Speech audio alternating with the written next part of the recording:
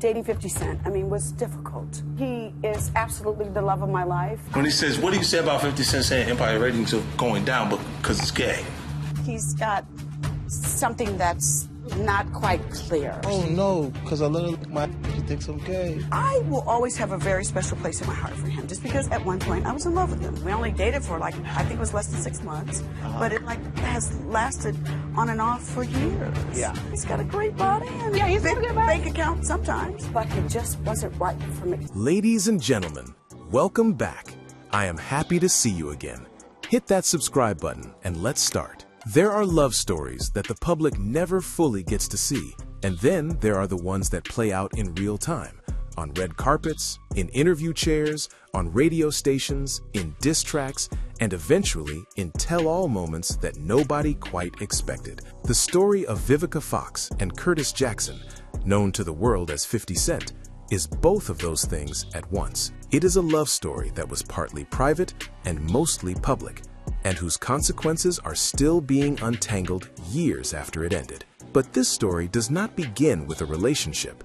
It begins with a moment. A single moment at an award show that neither of them probably expected would set off what it set off. A dress, a reaction, a look that said everything before a single word was exchanged. And from that moment forward, two of the most recognizable names in American entertainment were suddenly and irrevocably connected to each other, to a controversy neither of them fully controlled, and to a larger story about power, privacy, and what happens when the personal becomes permanently public. I'm enjoying myself. This is a big change in my life. I'm just happy to be present with all of these beautiful people in here. You know, I want to thank Vivica Fox for wearing that dress too.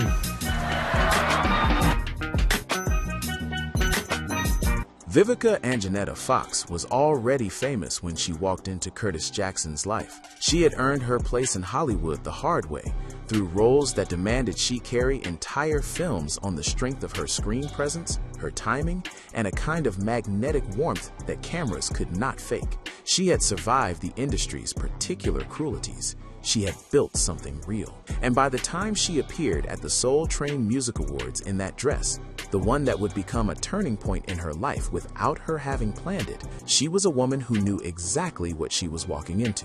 50 Cent, on the other hand, was at the peak of a kind of cultural explosion that the music industry rarely produces more than once in a generation. His debut album had gone diamond, not platinum, diamond. He had taken over the game so completely, so suddenly, and so thoroughly that industry veterans were still trying to find language adequate to describe what they had witnessed. This guy is f***ing relentless. Did you ever find out who did it? Yeah, I know who did it shortly after. They are now where? The guy who actually f***ing is dead. I was like, I'm telling you, man, y'all got a chance right now. Just flood it, put out a lot of music because 50 Cent is coming. 4 months later, and the club hit and it was over. Now everybody got to sit on the sidelines and wait this tidal wave. He was everywhere. His voice was in every speaker, his face on every screen, his name in every conversation about what hip-hop was and where it was going. He had become, in the space of a single album cycle, something that transcends the category of successful artist and enters the territory of cultural phenomenon.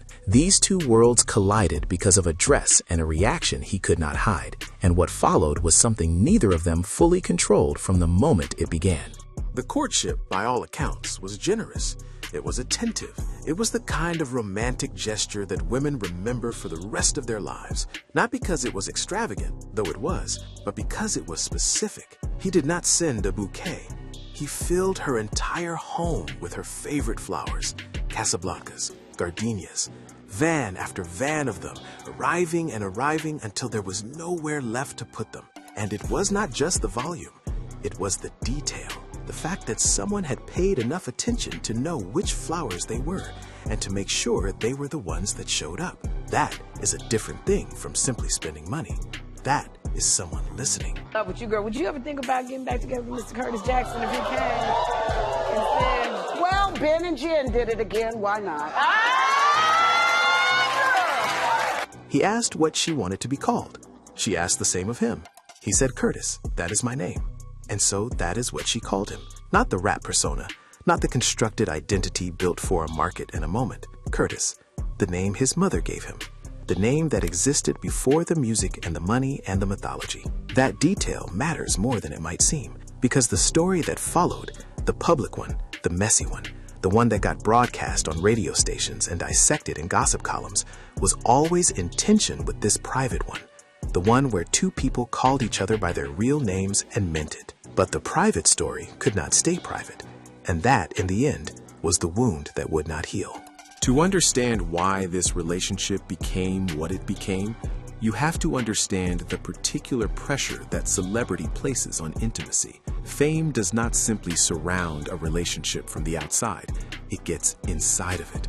It distorts the internal dynamics, accelerates the timeline, amplifies the conflicts, and strips away the buffer of privacy that ordinary couples take for granted. It creates an audience for moments that were never meant to be witnessed. It transforms private negotiations into public spectacles. It makes every disagreement a headline and every reconciliation a photo opportunity.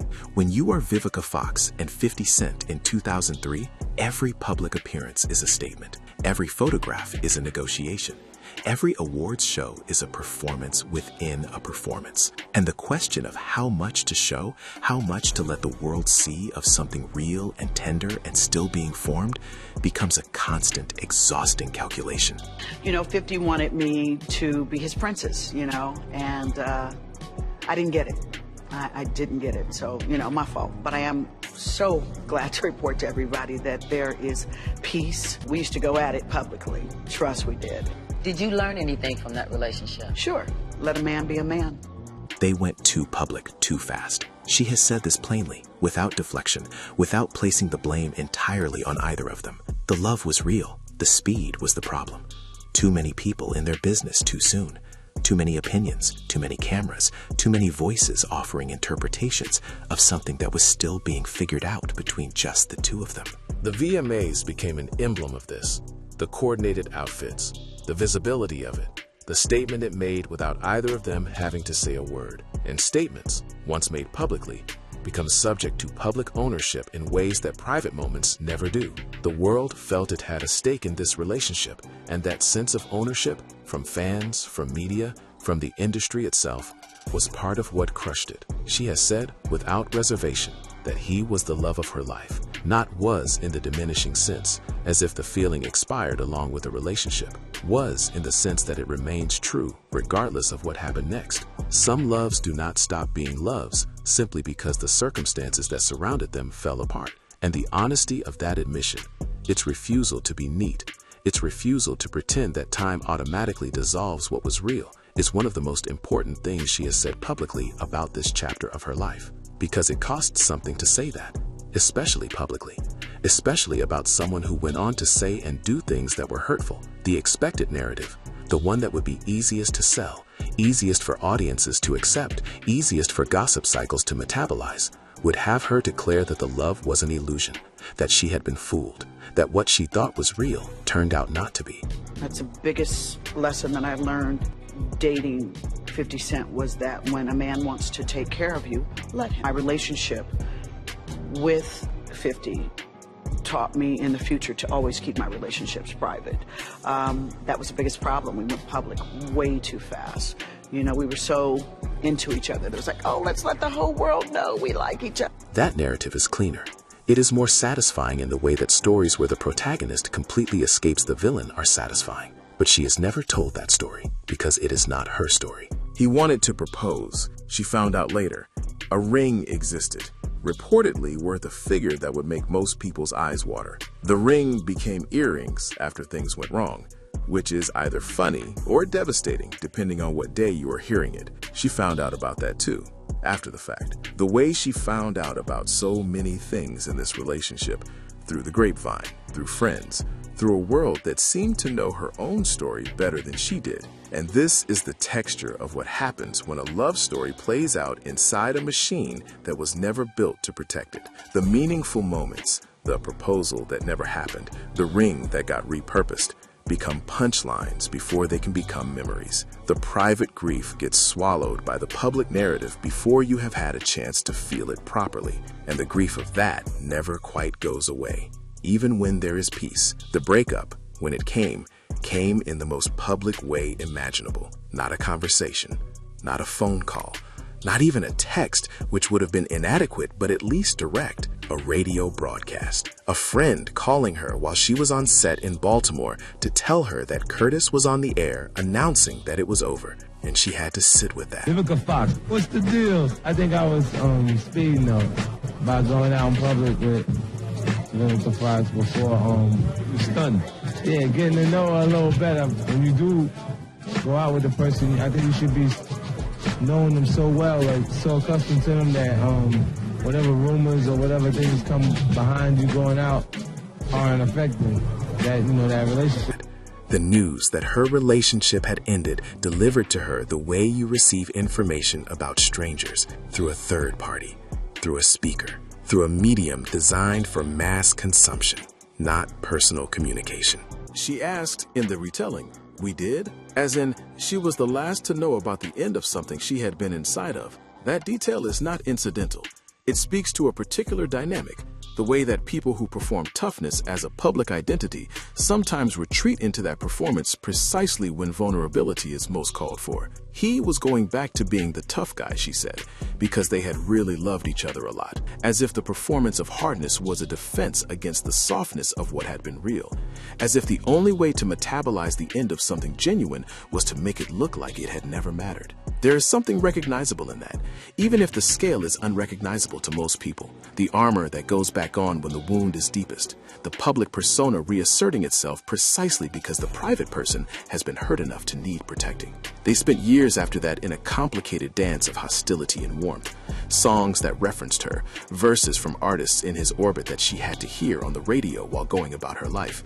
A music video years later where she appeared to try to kill him on screen, which she acknowledged with characteristic humor did not require a great deal of acting. And then there was the 2015 interview, the one where she said something that she later clarified was born of anger, not conviction, but that spread through the internet with the speed and staying power of things said in public that cannot be unsaid. She was angry. She had been triggered by something she felt was hypocritical, and she said what she said. And then she spent years navigating the fallout of that moment, the way you navigate the fallout of any moment in which your private feelings became public record before you had time to process them yourself. She had to call other people to apologize. She had to manage the ripple effects. She had to own something that had felt true in a moment of frustration, but that required considerably more nuance when examined in daylight. That is what it looks like to be a woman in public. Every unguarded moment is archived. Every emotional reaction becomes a defining statement. Every time you slip out of the composed version of yourself and into the actual version, the world takes a screenshot. Don't date 50 Cent and don't date no damn rappers.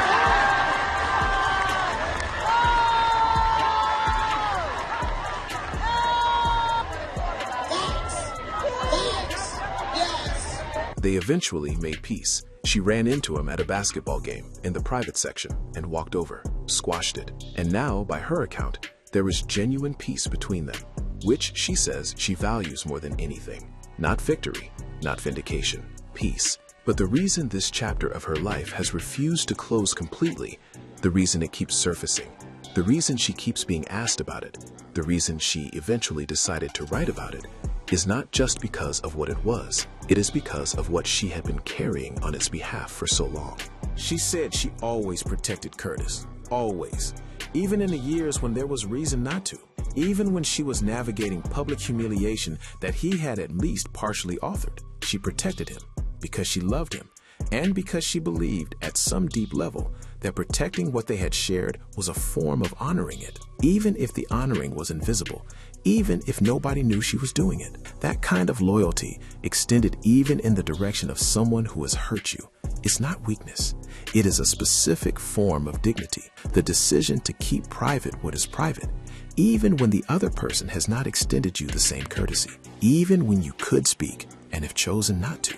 But protection has limits, and eventually the things you have been protecting start to feel less like love and more like silence on someone else's behalf. And silence, as this era is making very clear across a number of fronts, is not neutral. Silence always costs the person who maintains it more than the person it protects. This brings us to the larger world that surrounds this story. because the story of Curtis and Vivica cannot be told in isolation from the world they both moved through. The world of the early 2000s hip-hop industry, its power structures, its economics, its unwritten rules about who speaks and who does not, and what happens to people who make the wrong choice. At the center of that world, during that era, was Sean Combs. Known by many names, each representing a slightly different version of the brand he was constantly rebuilding and repositioning. He was not a character in Vivica's love story, but his name keeps appearing in the orbit of these conversations, in the context of this era, as someone whose influence extended into almost every corner of the industry he helped define. The footage that surfaced showing Combs assaulting a woman in a hotel hallway changed something irreversible in the public conversation about this era. Not because it introduced new information to everyone watching. There had been rumors, there had been legal settlements, there had been women who had spoken, but because it made denial no longer structurally possible. Documentation has a different weight than allegation. It requires a different kind of response. And when that footage became public, it did not just implicate one man. It reopened every conversation about power and silence and complicity in an industry that has always had a complicated relationship with accountability. Footage shows the musician Sean Diddy Combs attacking his ex-girlfriend, Cassie Ventura. The footage is from 2016, captured by security cameras at the Intercontinental Hotel in Los Angeles, USA. In the video, Diddy is seen grabbing or harshly pulling Ventura, who was his girlfriend at the time. He is also seen kicking her while she is lying down and dragging her across the hotel floor. It caused people to revisit statements they had dismissed. It caused people to look again at patterns they had been looking at through the wrong lens. It reminded everyone that what we see in public, the curated, controlled, carefully managed version of powerful people, is only ever a fraction of what exists in private. The response to the footage across the entertainment world was revealing precisely in its variety. Shock from some quarters, quiet recognition in others, deflection and minimization from the people most invested in the structures that had made the behavior possible, and from the general public, a kind of reckoning that happens when something abstract becomes concrete, when the violence that you had been told was rumor becomes something you can see with your own eyes. People who had been willing to extend every benefit of the doubt found that benefit suddenly unavailable. The footage was its own argument. And it raised the question that always surfaces in these moments. If this was happening in a hotel hallway, what was happening in the rooms where cameras were not present? That question has no clean answer, but it has answers.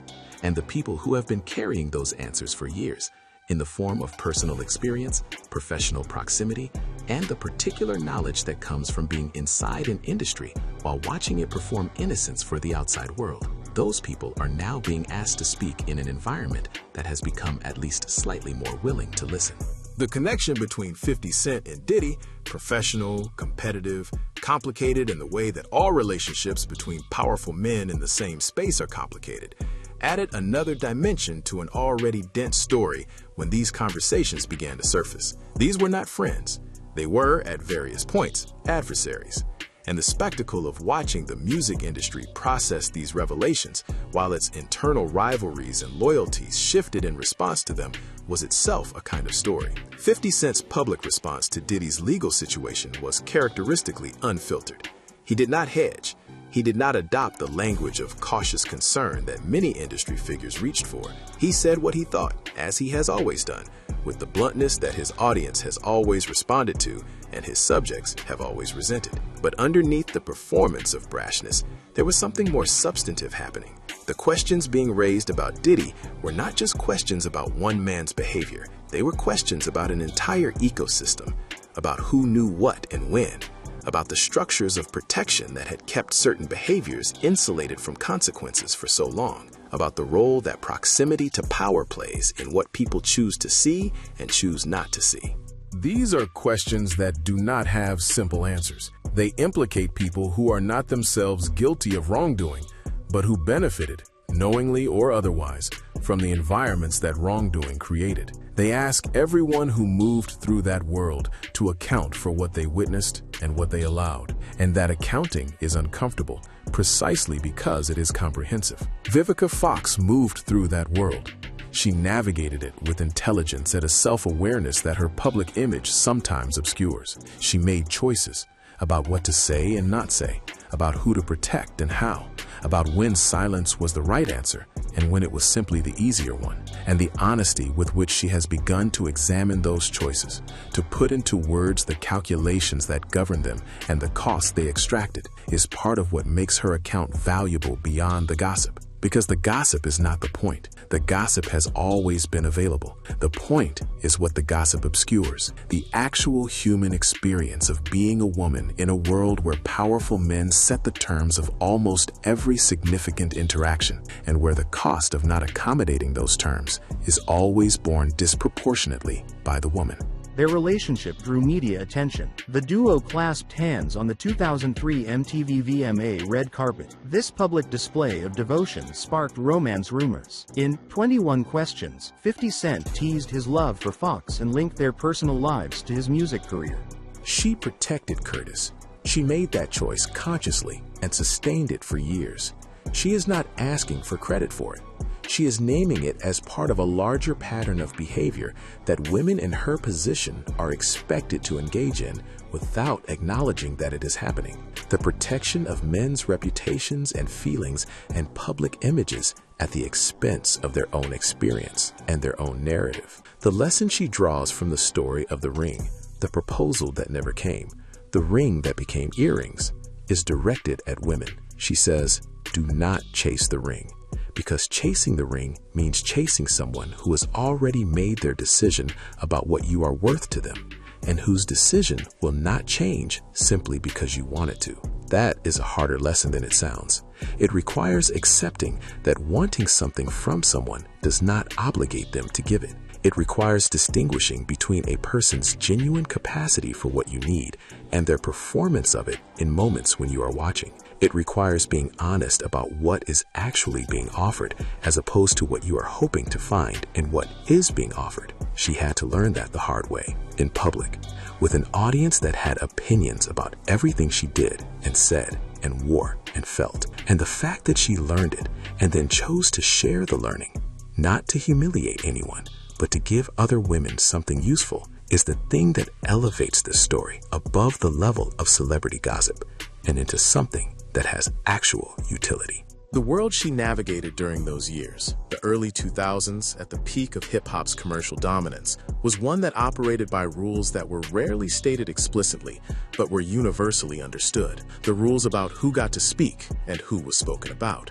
The rules about whose version of events became the official record. The rules about what women were expected to absorb and process quietly and carry without complaint. She followed those rules for a long time, and then she stopped. Not all at once, not in a single dramatic moment of defiance. Gradually, the way most people eventually stop accommodating things that are costing them more than they can afford. The way silence eventually becomes unsustainable, not because you decide to break it, but because maintaining it becomes more work than you have energy for. And in the breaking of that silence, imperfect, complicated, occasionally too much, and occasionally not enough, there is something worth paying attention to. Something about the cost of loyalty to people who do not reciprocate it. Something about the way love can be real, and the circumstances around it can still be wrong. Something about the difference between protecting someone and disappearing yourself in their service. This story is not over. None of the stories in this space are over. The legal proceedings continue. The testimonies accumulate. The names keep surfacing in contexts that complicate every prior understanding of what this industry was and how it operated. But Vivica Fox is not waiting for the story to end before she tells her part of it. She has decided that her experience belongs to her, that the years she spent protecting other people's narratives do not obligate her to continue protecting them, that the peace she has found, real and hard-won as it is, does not require her to pretend the journey to it was simple. She says she still loves Curtis, past and present tangled together the way real feeling always is. She says she always will. She says he will always have a special place in her heart. And she says all of this while also being entirely clear about the ways the relationship hurt her, the ways it was mishandled, the ways that going too public too fast cost them something they could not get back. Both things are true. They have always both been true. The love and the hurt and the peace and the grief, all existing simultaneously in the same woman who filled a house with Casablancas and gardenias and called him by his real name because he asked her to. That is the story. Not the dress, though the dress matters. Not the ring, though the ring matters. Not the diss tracks or the breakup broadcast or the decade of complicated aftermath. The story is a woman who loved someone genuinely, protected that love beyond its natural life, paid the costs that protection required, and finally decided, deliberately on her own terms, in her own time, that her truth was worth more than his comfort. My relationship with 50 taught me in the future to always keep my relationships private. That was the biggest problem. We went public way too fast. You know, we were so into each other. It was like, oh, let's let the whole world know we like each other. That is always the story. Underneath the celebrity and the tabloid coverage and the entertainment news cycle that reduces human experience to content, a woman, her truth, and the long road to deciding it was worth telling. There is a version of this story that the entertainment industry prefers. The clean version, the one where a relationship between two famous people ends badly, both parties go their separate ways, and the residue of whatever happened between them gets quietly absorbed into the mythology of their individual brands. The messy version, the one where feelings linger, where the public breakup causes private damage that takes years to surface, where the accounting with what actually happened does not arrive on a convenient timeline, that version is harder to sell and harder to package.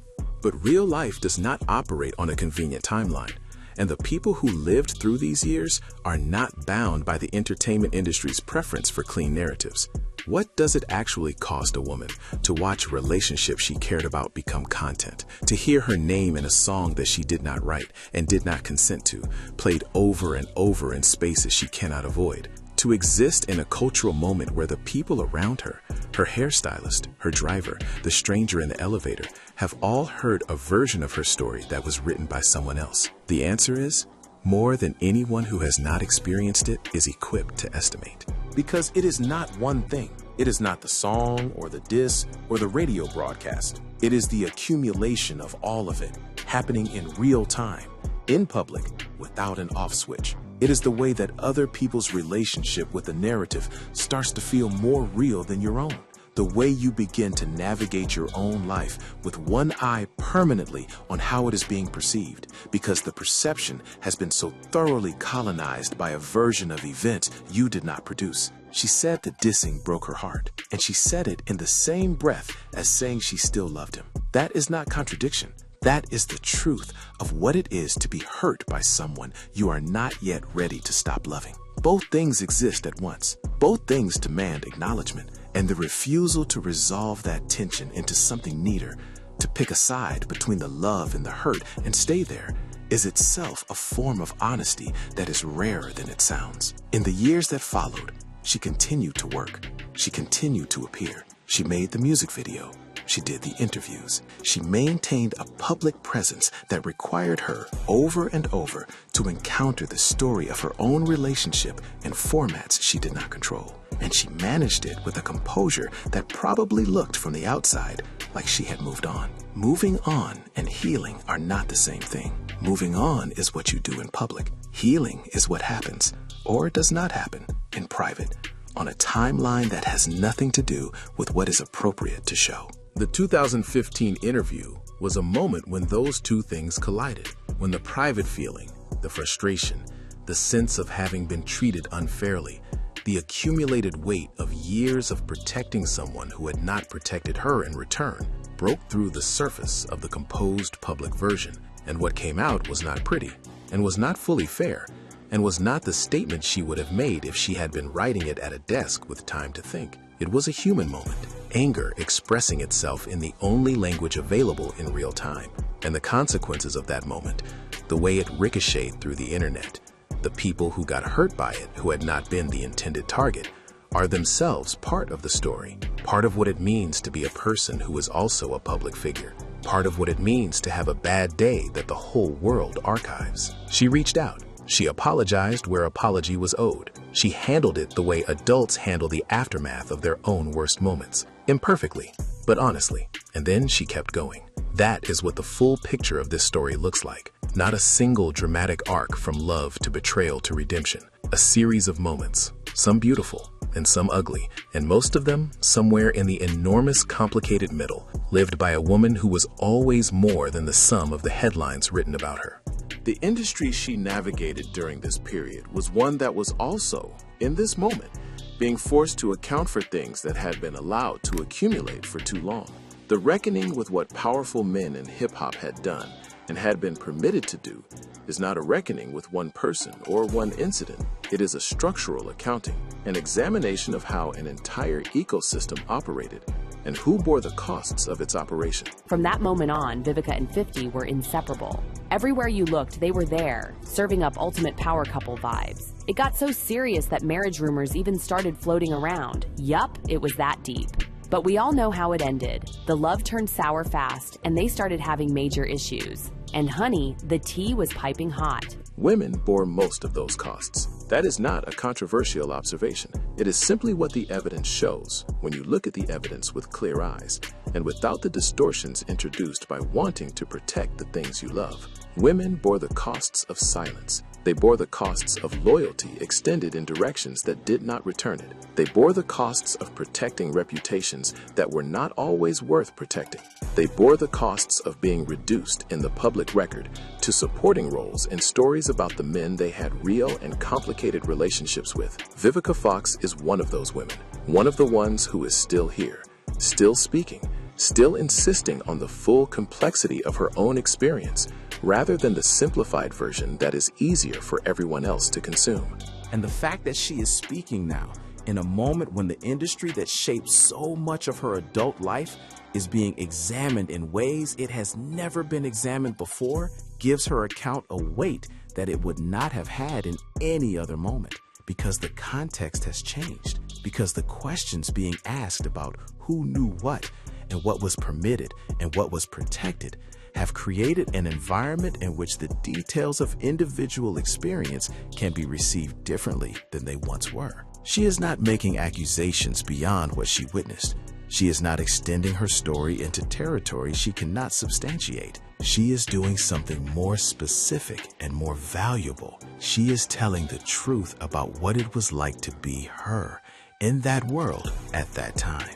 And she is trusting her audience to understand that her experience is not the whole story, but is absolutely part of it. The part where a woman loves a man, and the world decides it has the right to weigh in on that love before it has barely begun. The part where the most intimate aspects of a person's life become public property without her consent, simply because of who she is and who she is connected to. The part where she spends years managing the aftermath of someone else's decision about how to end something in public, on the radio, with an audience of millions. These are not small things. They are not tabloid trivia. They are the texture of a real life, lived in real time, inside a system that was not designed to make that life easy, or private, or fully her own. And she knows it. She has always known it. The self-awareness with which she talks about this period, the clarity about what she would do differently, the honesty about what the mistakes were and whose mistakes they were, the refusal to either fully excuse or fully condemn, reflects a woman who has done a great deal of thinking about what happened and what it meant. The lesson about the ring is not really about the ring. It is about the danger of organizing your life around someone else's capacity for commitment and mistaking their potential for their intention. It is about the way that loving someone powerfully can cause you to stay in situations longer than the evidence recommends, because the feeling seems like it should be enough to overcome whatever obstacles the evidence is pointing to. she learned it. She is generous enough to share the learning. And the women in her audience who recognize themselves in the shape of what she describes are the reason that sharing it matters. Because this story is not just hers. The specific details are hers. The flowers, the ring, the radio broadcast, the decade of complicated aftermath. But the pattern is larger than any one person's experience. The pattern of women absorbing, accommodating, protecting, and eventually having to decide that their own truth is worth more than the comfort of the people they have been protecting. That pattern shows up everywhere, at every level of fame, in every industry, in living rooms and offices and relationships that never touched a red carpet. What makes her story useful is not its celebrity, it is its honesty. The willingness to say, I loved him and he hurt me and I protected him anyway. And eventually I stopped. And here is what I learned from all of it. That sentence, in various forms, is one of the most useful sentences a woman can offer another woman, because it names something that happens all the time and is almost never named as clearly. The piece she eventually found, the genuine article, not the performed version, came at a cost that she paid slowly and in installments over years. It is not the piece of someone who has decided the past did not matter. It is the piece of someone who has decided that the past no longer has the power to dictate the present. That is a different thing, a harder thing, and a more durable one. She walked over to him at a basketball game. She squashed it.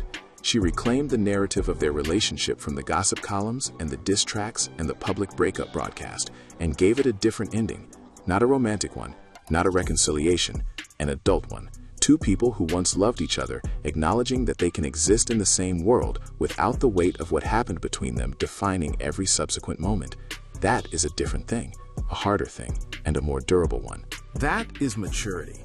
And it is something that the entertainment world, with its preference for ongoing feuds and permanent grudges, and the drama of unresolved conflict, rarely knows how to reward. Because peace does not generate content the way conflict does. The world moves on. The gossip columns find a new story. And the people who have actually done the hard internal work of getting to a better place are left to inhabit that place quietly, without the attention that the drama once generated. She seems fine with that. More than fine.